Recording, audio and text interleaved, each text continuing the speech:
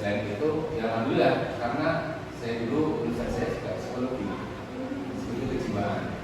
Jadi mau nggak mau terkait ilusi itu ada hubungannya dengan kejiwaan.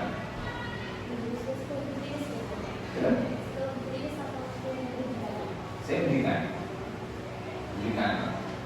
Tapi kemarin itu ada yang bilang Pak, ini kok nggak masuk ilusi atau basic itu Pak, sudah lebih matang gitu. Harapannya sih ada, pengen kan ada. Tapi waktu dan kondisi yang tidak memungkinkan. Lebih sekarang tambahin ini bukan anak inklusi. Kemudian program dari Kota Kediri, program inklusi itu mulai 2 tahun ini itu wajib di semua sekolah inklusif menerima siswa yang reguler dan inklusi. Terkait kesiapan di lapangan itu masing-masing sekolah mempunyai kesiapan. Ada yang sudah mempunyai gedung sendiri, ada yang belum, ada yang sudah punya BPK, ada yang belum. Nanti tergantung kesiapan masing-masing. Tapi sekolah Kota Kediri wajib menerima anak inklusi dan reguler, wajib menerima. Kalau satrasnya dan gurunya di kelas itu di sekolah itu ada. Tapi aturannya di kota wajib menerima. Tidak ada yang tidak boleh menerima siswa inklusi. Itu aturannya. Sudah 2 tahun ini. Itu sebelah terkait inklusi. Jadi alhamdulillah saya juga nyaman juga di inklusi. Karena kalau menurut saya inklusi itu hampir sama dengan reguler. Cuma perkembangannya dan yang lama. Ini wajib. Dan itu pendampingnya juga harus bisa ngomong. Mungkin itu sekilas terkait nanti saya yang akan dampingi dengan di program dengan ini. Monggo saya serahkan ke dari mahasiswa. Gimana teknisnya, gimana alurnya, monggo.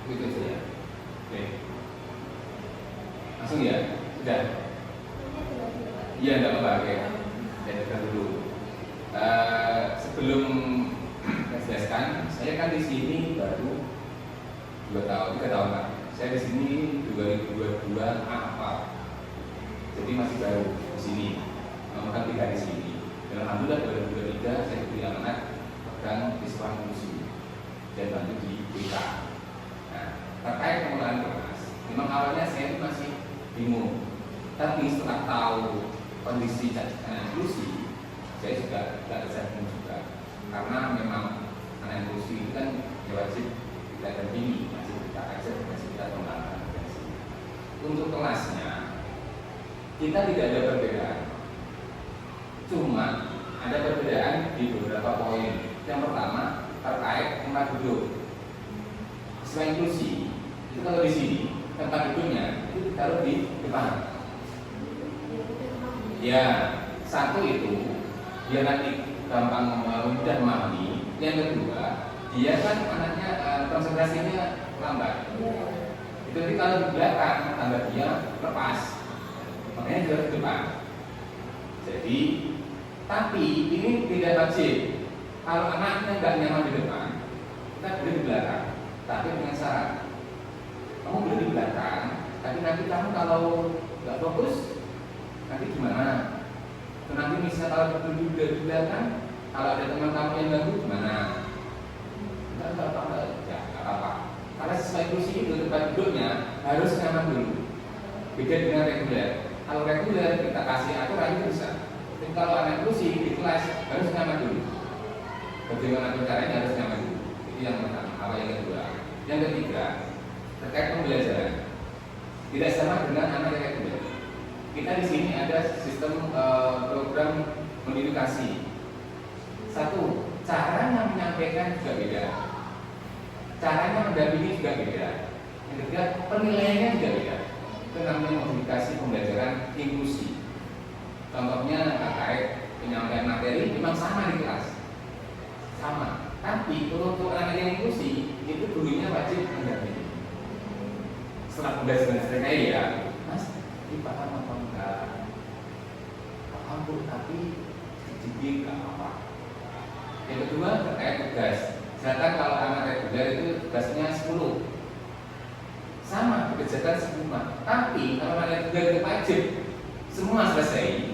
Kalau anak inklusi minimal separuh selesai. Iya sama, tapi minimal maksimal separuh. Jadi nggak sama.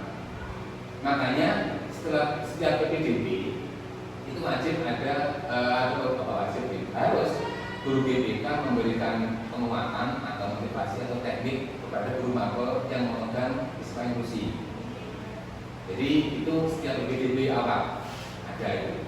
Jadi caranya menyampaikan atau mungkin pendampingannya beda.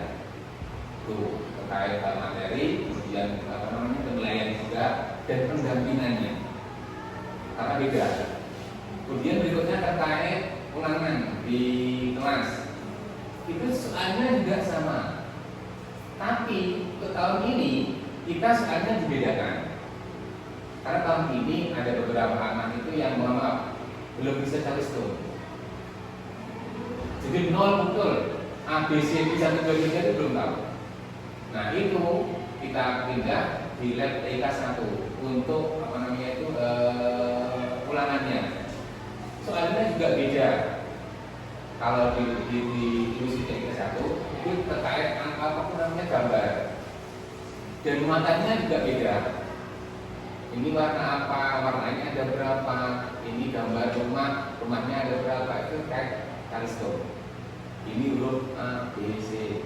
Yang ini nggak ada apa, nah itu kelas 7.